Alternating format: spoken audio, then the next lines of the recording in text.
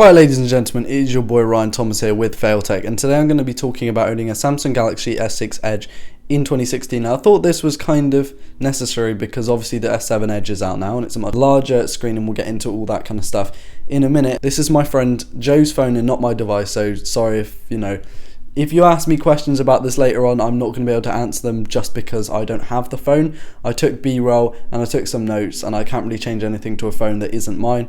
Just wanted to say this because a lot of my other owning in 2016's people, even though I said someone lent me the phone, they still talk about me like doing stuff to the phone. That's kind of not what I'm here for, but I'll make the review, so let's get into the video. Okay, to start off with, it is a phone. It is a 5.1 inch 1440p display. Now, I've always had a problem with 1440p displays.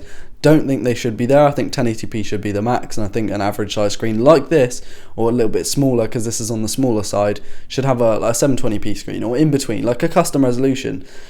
1080p, yeah, 1440p, not a fan of, and at 5.1 inches it's really not needed, but obviously it's got the curved edges, so we'll get into that in a little bit. It's got a 16 megapixel camera on the back, capable of shooting 4K video. Now obviously this was arguably the best camera of any smartphone in the last generation, alongside the LG G4 and the iPhone 6.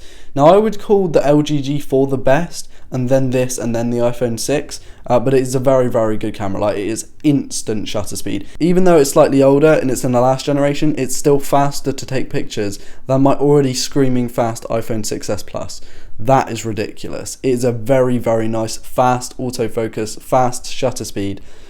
Oh, awesome stuff. It's got 3 gigabytes of RAM, which is, more than can be said for my iPhone. It's got 2 gigabytes of RAM, which is plenty for multitasking and doing bits and bobs. 3 gigabytes of RAM is absolutely nice. And it does have an Exynos 7420 octa-core processor. Now, I had to read my notes there just because I'm not going to remember that. But yeah, an octa-core processor, which is, really useful in a phone such as this. It's using a 2.1 gigahertz quad core and then another 1.5 gigahertz quad core to achieve the 8 core, which is what a lot of phones are doing nowadays.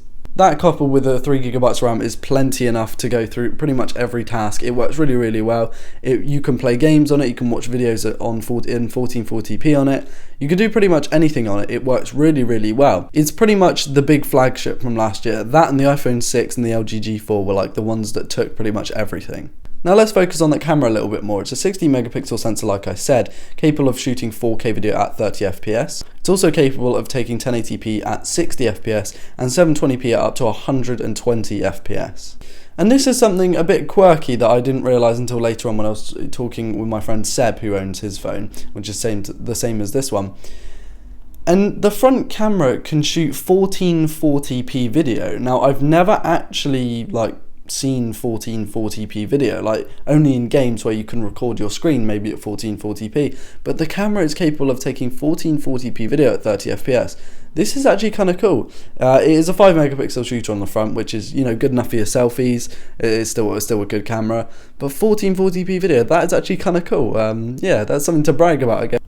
It's obviously using Wi-Fi ABGN AC. The AC is very, very quick. It's got all the latest connectivity features, guys, don't worry about it. Joe's had it since just before Christmas, and he says it's a really, really good device. I think it's a great device. I think it's really nice to hold because it's got glass on the front and the back. Obviously, the only problem with it is it's very precious and you're going to need a case for it, which Joe doesn't have. But actually, you can grip onto the rails really easily because it's a very thin, kind of sharp, angular place to hold onto.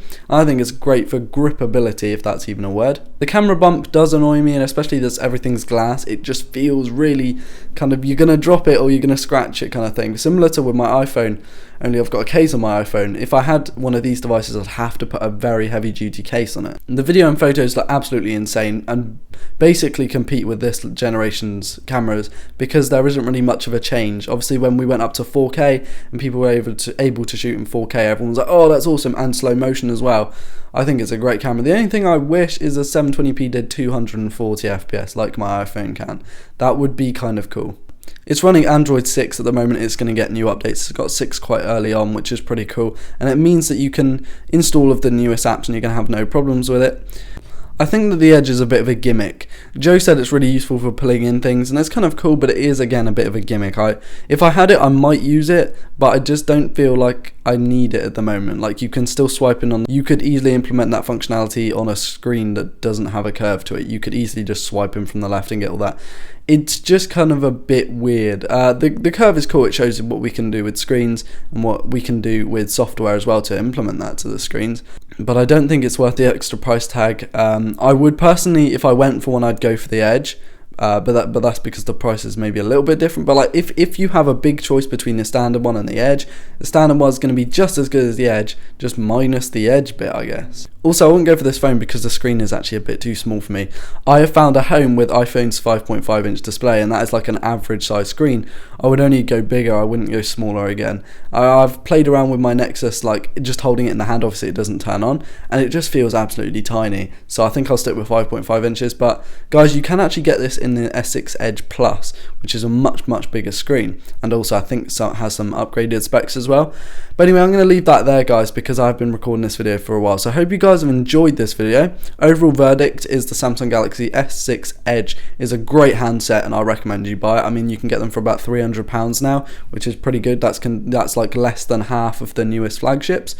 So definitely recommend that, guys. Hopefully you have enjoyed the video. Please drop a like. Please subscribe if you're new. We're actually trying to build up our channel. We're producing 3 videos a week and, you know, all this kind of stuff. So it's pretty awesome. Also have a vlog channel and I post daily on there. So hopefully you guys enjoy this video and we'll see you in the next one. Peace.